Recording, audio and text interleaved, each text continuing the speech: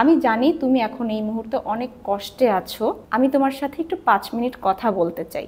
সবাই ভাবে আমি খুব ভালো আছি, আসলে আমার ভিতরে অনেক কষ্ট, এটা না কেউ বুঝতেই চায় না। এমন কোনো কথা সেই মুহূর্তে বলবেন না যে পাপ, তুমি একটা অকৃতজ্ঞ, আরে তোমার মতো এরকম কত সমস্যায়, আরো বড় বড় কত সমস্যায় মানুষ রয়েছে, তারা কি করছে নাকি? মৃত্যুর কথা ভাবছি। কেউ যদি আপনাকে এমন কিছু বলে, তখন ঠিক সেই মুহূর্তে আপনার কি করা উচিত আপনি কি তে জানেন? এই কথাটা শুধু ভয় পাওয়ার নয়, দায়িত্ব নেওয়ারও। আজকের ভিডিওতে আমি এমন একটা ঘটনা শেয়ার করব যেখানে একজন আত্মহত্যার সিদ্ধান্ত নিয়ে ফেলেছিলেন, কিন্তু একজন সাহসী মানুষের পাশে থাকা তাকে নতুন জীবন ফিরিয়ে দিতে সাহায্য করে। আর শেষে বলবো এমন পরিস্থিতিতে আপনি তাকে কিভাবে সাহায্য করতে পারেন। অনেক সময় আমরা আমাদের আশেপাশে এমন অনেকেই দেখি যারা হঠাৎ করে চুপচাপ হয়ে যায়, অনেক বিষণ্ণতায় ভোগে, বন্ধু বান্ধবের সাথে আর কোনো যোগাযোগ থাকে না, একদম একাকী হয়ে যায়। আবার মাঝে মাঝে সরাসরি বলেও ফেলে যে এই জীবন আমার আর ভালো লাগছে না, সব কিছু শেষ করে দিতে ইচ্ছে হয়। এই কথাগুলো কিন্তু হালকাভাবে নেওয়ার মতো নয়। একটি কেস শেয়ার করব।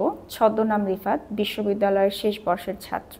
5 বছরের একটি রিলেশনশিপ যা হঠাৎ করে ব্রেকআপ হয়ে যায় এবং তার পাশে তার পরিবারের কোনো সাপোর্টও নেই। এক রাতে সে তার ঘনিষ্ঠ এক বন্ধুকে হোয়াটসঅ্যাপে মেসেজ দেয়, এ জীবন আর ভালো লাগছে না, শেষবারের মতো ধন্যবাদ। তার বন্ধুটি একটু ঘাবড়ে যায়, কিন্তু সে তার মাথা ঠান্ডা রাখে এবং রিফাতকে তৎক্ষণাৎই কল করে।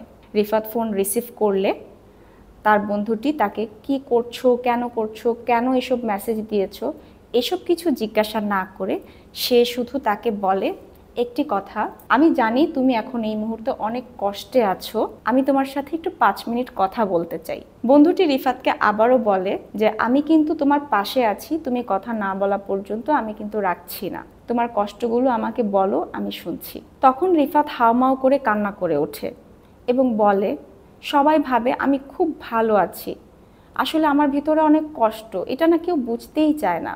তখন বন্ধুটি রিফাতের কাছ থেকে কৌশলে একটু জেনে নেয় যে সে কোনো আত্মহত্যার পরিকল্পনা করেছে কিনা।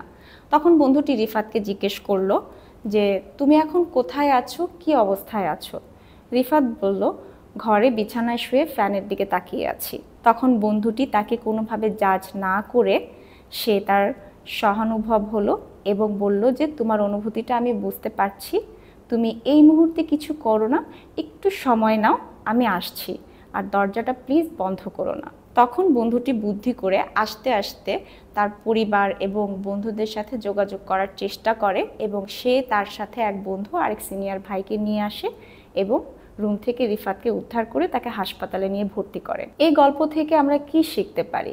আত্মহত্যার কথা শুনলে প্রথমে ভয় লাগে বা চিন্তিত হয়ে পড়ি, কিন্তু সেই মুহূর্তে ঠান্ডা মাথায় কাজ করাটাই সবথেকে বুদ্ধিমানের কাজ।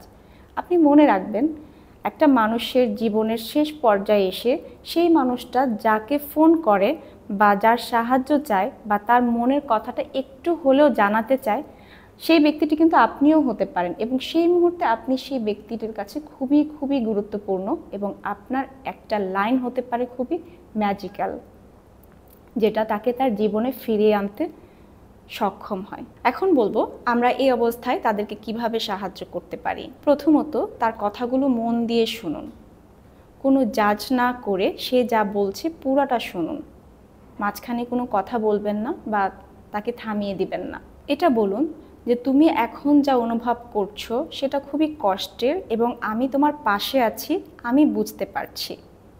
তারপর বলতে পারেন যে তোমার এই সমস্যাটি, চলো আমরা একটু সময় নিয়ে ভেবে দুজনে মিলে সমাধান খুঁজে বের করার চেষ্টা করি।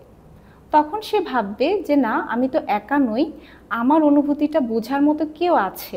তার কথাগুলো শুনুন, তাকে কোনো পরামর্শ দেওয়ার জন্য নয়, তার অনুভূতিটা বোঝার জন্য। তাকে বিচার না করে তার পাশে থাকুন, কারণ সেই মুহূর্তে আপনার পাশে থাকাটাই সব থেকে জরুরি। এমন কোনো কথা সেই মুহূর্তে বলবেন না যে আত্মহত্যা পাপ, তুমি একটা অকৃতজ্ঞ, আরে তোমার মতো এরকম কত সমস্যায়, আরো বড় বড় কত সমস্যায় মানুষ রয়েছে, তারা কি আত্মহত্যা করছে নাকি? এই কথাগুলো না তাদেরকে আরো বেশি গুটিয়ে নিতে বাধ্য করে।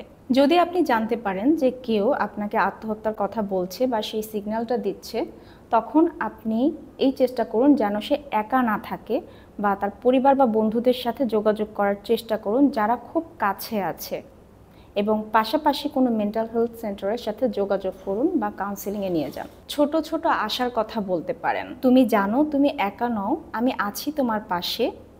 আমরা যদি দুজনে মিলে এই জিনিসগুলো চিন্তা করি তাহলে নিশ্চয়ই একটা সমাধান বের হয়ে আসবে ইনশাআল্লাহ। আর তোমার কষ্টটাও এতটাও ছোট নয়, আমি বুঝতে পারছি।